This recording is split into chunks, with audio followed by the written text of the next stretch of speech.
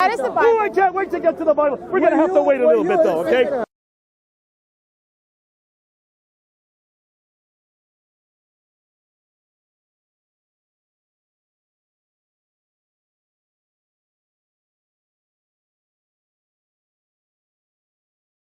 Luke chapter 4, verse 16 to 18. Go ahead, read. What does it say? The Spirit of the Lord is on me because He has anointed me to proclaim the good news to the poor. He has sent me to proclaim freedom for the prisoners and recover the sight of the blind, to set the oppressed free, to proclaim the year of the Lord's favor. So did Jesus come to set the prisoners free? He came to set the prisoners free. Did He proclaim freedom for the prisoners? Yes, He came to set the oppressed free. He was fulfilling the prophecy in Isaiah. So Jesus says, I can't have slaves. Yeah. I'm to let them go free. Exactly. I can't sell my daughters. Not one slave did He Not have. one slave. Not one slave did He have. You can sell your So daughter. we've just answered his question. Does Jesus allow us to slave anybody? No.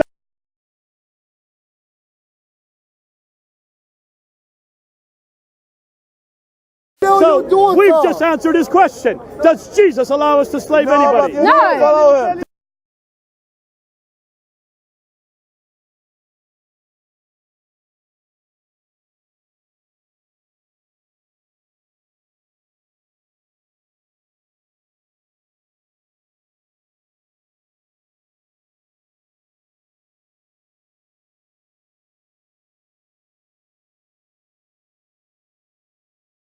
Slaves, obey your earthly masters in everything, and do it not only when their eye is on you and to win their favor, but with sincerity of heart and reverence for the Lord.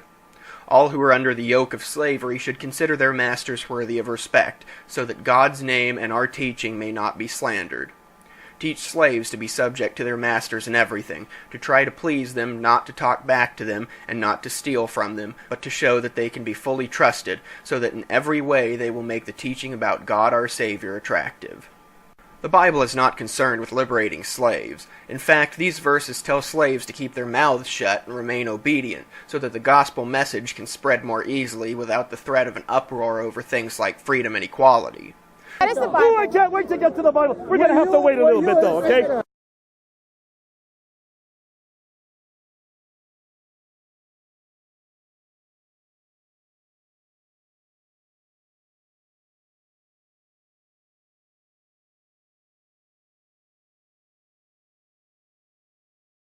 What does the Bible say about slavery? Amazingly, the Bible gives instructions on how to buy slaves, who to buy as slaves, and how to treat them.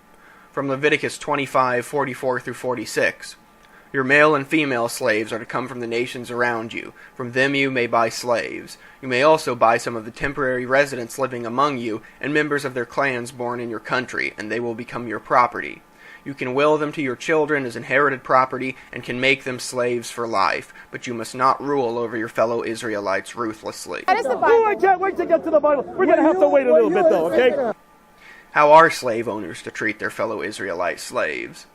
If you buy a Hebrew servant, he is to serve you for 6 years, but in the 7th year he shall go free, without paying anything. If he comes alone, he is to go free alone, but if he has a wife when he comes, she is to go with him. If his master gives him a wife, and she bears him sons or daughters, the woman and her children shall belong to her master, and only the man shall go free. But if the servant declares, I love my master and my wife and children, and do not want to go free, then his master must take him before the judges. He shall take him to the door or the doorpost, and pierce his ear with an awl. Then he will be his servant for life. If a man sells his daughter as a servant, she is not to go free as men servants do. Think about that last sentence again.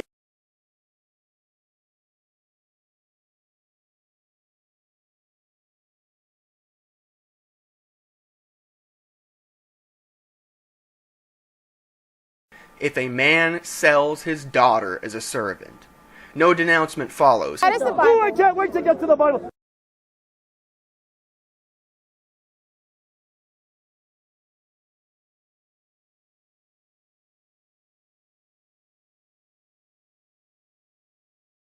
Exodus 21:20 through 21 gives instruction on how to beat your slaves. If a man beats his male or female slave with a rod and the slave dies as a direct result, he must be punished, but he is not to be punished if the slave gets up after a day or two, since the slave is his property. You can thrash them within inches of their lives, but make sure you don't directly kill them. That is the Bible. Oh, I can't wait to get to the Bible.